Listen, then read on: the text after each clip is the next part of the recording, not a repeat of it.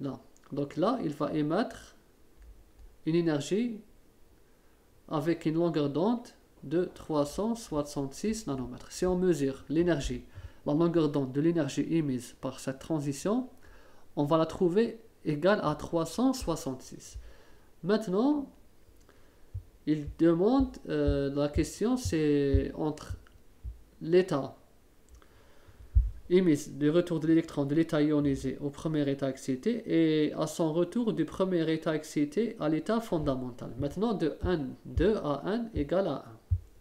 Maintenant de n égale à 2 vers n égale à 1. Je pense qu'on a calculé ça tout à l'heure. On a la valeur. Je vais la calculer par une deuxième méthode, par l'autre méthode. Tout à l'heure, on a calculé, je pense, de 1 à 2.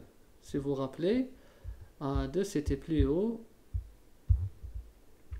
Là, bon, là, c'est 1, 3. Voilà, 1 à 2, j'ai trouvé 10,2 électronvolts. Donc, 10,2 électronvolts. Delta E de 1 à 2 est égal à 10,2 électronvolts. C'est positif, car c'est une absorption. Mais dans le retour de 2 vers 1, c'est une émission, c'est un retour. Delta E de 2 vers 1 est égal à moins 10,2 électronvolts, directement. C'est pas la peine de le démontrer, car on sait que le retour, l'énergie émise est identique à l'énergie absorbée, mais en valeur absolue. Là, c'est delta E, mais moi, ce qui m'intéresse, c'est la valeur de la longueur d'onde. Donc, je vais mettre la forme absolue, et ça, l'énergie émise sous forme de photon est égale à H nu. D'accord? Est égale à H C sur lambda.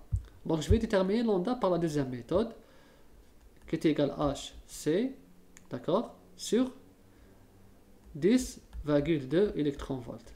D'accord? Donc là, vous voyez, j'ai fait exprès la valeur absolue, car c'est la longueur d'onde. Ça ne m'intéresse pas ici le signe. Le signe, dans les spectres d'émission, bien d'absorption, le symbole négatif ou positif, c'est juste pour dire que c'est absorbé ou émis. C'est tout. Ça donne un sens physique à notre valeur. C'est tout. Donc là, je vais remplacer 6,63 fois 10 puissance moins 34. Les unités, c'est très important, il ne faut pas oublier. Joule seconde, 3,0 fois 10 puissance 8 mètres seconde moins 1. Là, c'est 10,2 électronvolts. Bien sûr, il faut convertir au joule, c'est important. 1 électronvolt. Et là, c'est 1,6 fois 10 puissance moins 19 joules. Et je vais simplifier électronvolt avec électronvolt, joule avec joule, seconde avec seconde, et j'aurai une valeur en mètres. Et là, en faisant le calcul, lambda obtenu, je l'ai trouvé, est égal à 122. 122, bon, 122, bon, là, 1,22 10 puissance moins 7 mètres. Et si je convertis en nanomètres, 1 mètre est égal à 10 puissance 9 nanomètres.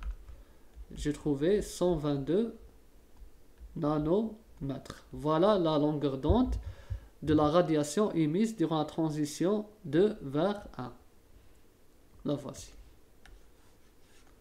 Donc, lors de cette transition, ce delta E lui correspond à une lambda de 122. Et là aussi, on remarque que on peut remarquer ça, que lambda de 2 vers 1 est inférieur à lambda de infini vers 2. D'accord? Et quand on raisonne par la fréquence de 2, puisque c'est inversement proportionnel, elle est supérieure à la fréquence de la radiation de l'infini vers 2. Dans ce cas, l'énergie de 2 vers 1 est forcément supérieure à l'énergie de infini vers 2. Voilà. Donc l'électron va émettre une plus grande énergie. Et ça, c'est le même phénomène, le même raisonnement pour les hydrogénoïdes, les atomes hydrogénoïdes. On poursuit. La question suivante. Quel est l'état d'énergie? C'est ça. Quel est l'état d'énergie plutôt qu'un état de l'hydrogène lorsqu'il est au niveau d'énergie 0 électron-volt. Bon là, regardez là, c'est-à-dire l'atome d'hydrogène dans cet état. Quand l'énergie est égale à 0, ben tout simplement, quand c'est 0, à 0 électron-volt, c'est-à-dire que l'électron ici, comment il est? Voilà, il est libre. C'est un électron qui est libre. Il n'y a pas d'attraction avec le noyau. Quand l'électron est libre, on est dans ce cas.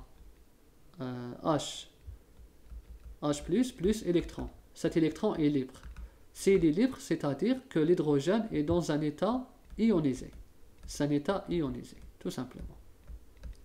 État ionisé, car l'électron il a absorbé exactement 13,6, une énergie delta E qui est égale à 13,6 pour passer de l'état fondamental vers l'état excité. Donc ici on a répondu, l'hydrogène est dans un état ionisé. On poursuit la question suivante, la dixième je pense et la dernière.